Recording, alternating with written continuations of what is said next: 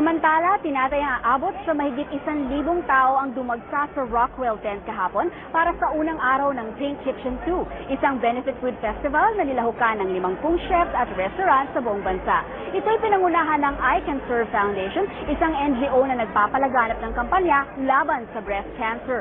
Sa unang Pink Kitchen noong nakaraang taon, halos 2 milyong piso ang nalikom na halaga para sa iba't ibang proyekto ng foundation.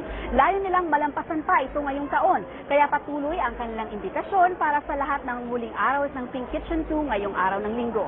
Sa entrance fee na 200 pesos, makakabili ka na ng masasarap na pagkain, makakatulong ka pa sa breast cancer awareness campaign.